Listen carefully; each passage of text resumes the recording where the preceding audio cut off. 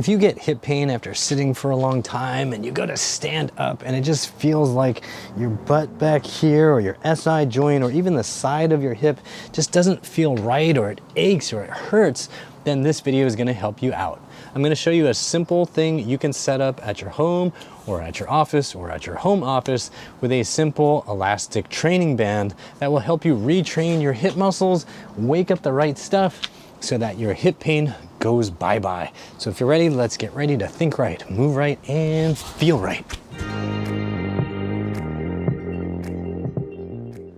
Unless you're one of those rare people who's regularly doing hip exercises or you're genetically gifted, your posterior hip muscles, your glutes, they're basically getting crushed to death between your chair and your butt bones, meaning your pelvis.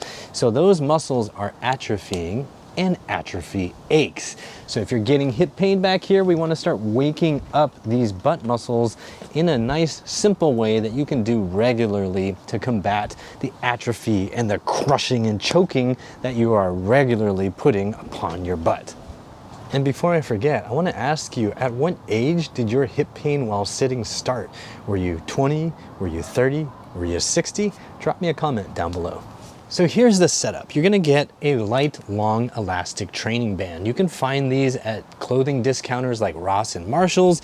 You can find these even sometimes at grocery outlet. I've seen them at Daiso, the Japanese dollar store in Japan and in the United States. You're just gonna get a nice long band, knot it or loop it around something sturdy and stable. If you have a heavy desk, you can put it around the leg of that desk, assuming it's like a really sturdy desk. Don't do this on a cheap IKEA desk.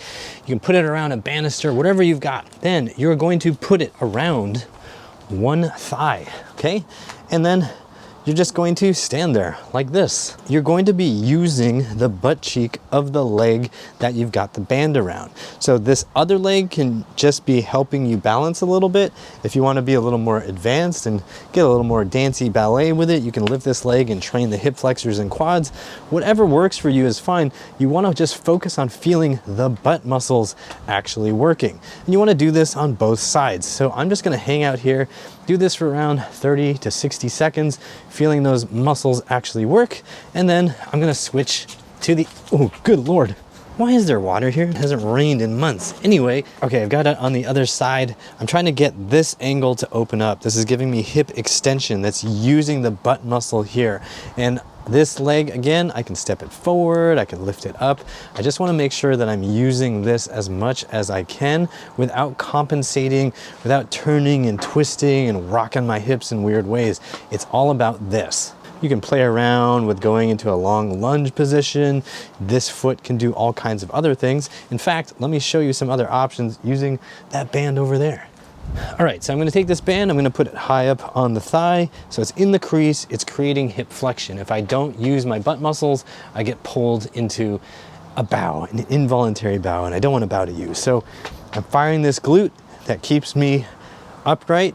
This leg I can use to create different positions for my glutes to work at. So if I go more out to the side, I'm creating more abduction of this hip joint that's getting the glute to work in an abducted position. Great. Ooh, yeah. You might find that as you play with these different angles, different configurations, that the glute actually cuts out and that you are substituting other muscles. I've actually noticed that sometimes I'll use my abs in funny ways to move the whole pelvis rather than use the glute muscles. So be very conscientious, be mindful, make sure that you actually feel the muscles of the posterior hip firing when you're going into different positions. You can also change the rotation of the femur. So I could angle out like this. That's going to change how the glutes work in this position, because this is going to pull me into this kind of a weird hinge. I'm using a lot more of my lateral hip to actually keep myself upright. And you might need to use a heavier band over time to really feel the effect of that band. If you're at a gym, you can use a cable machine and get like a big strap that goes around, and that can work really well. You can also play around with a configuration where it's pulling you into a side bend. That's going to help you really focus on working that outer hip, the lateral hip. Whatever feels weak to you, wherever you feel like, ooh, the glute's just not firing there, you can work there and just hold it 10, 20, 30 seconds, a minute, and just keep that muscle working. And then the great thing is you could just change the position and you might find that you could stay there for another 10, 20, 30, 40, 50, 60 seconds. And then after that, you're basically done.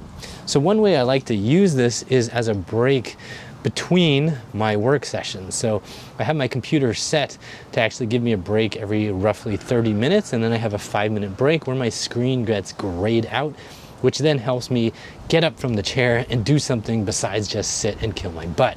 So having a band set up near your desk can be really helpful. You just pop in there, spend a minute or 2 minutes on one leg, then switch over to the other leg and wake up the glutes on that side. Now, one side of your body is likely going to be in more need of attention, so give that side more attention. For me, it's the right glute. I think for many people, it's the right glute.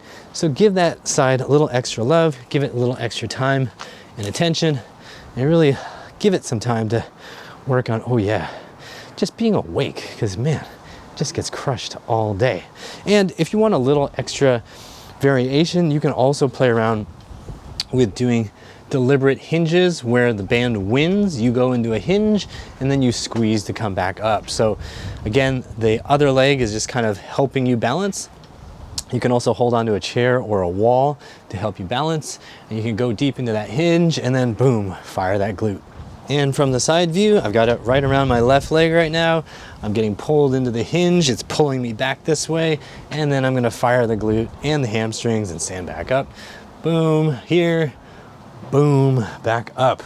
Super easy, super simple. You don't need to overload this. Oh God.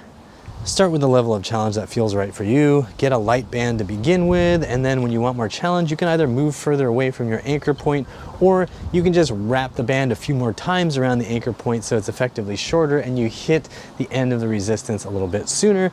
And then if you need more resistance, you could get another band or get a heavier band. The key is to make sure you feel the right muscles firing. That's gonna help you rebuild your hips. You might be wondering how often you should do this exercise, and my advice is to remember that slow is safe and fast is foolish. So when you first start off, maybe just do it once a day or maybe once every other day. And if it feels fine, if those muscles adapt to this new challenge without any issue and you're not crippled with soreness, then you can start to bump up the frequency. For me, this is not a really heavy duty exercise. It's not that big a deal. So I do it a few times a day and it feels fine.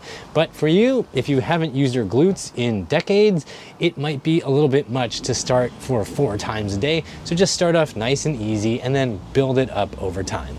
And on the flip side, if you feel like you don't really need to do this exercise that often and you just want to do it every now and then and it feels fine that way, that's cool too, all right?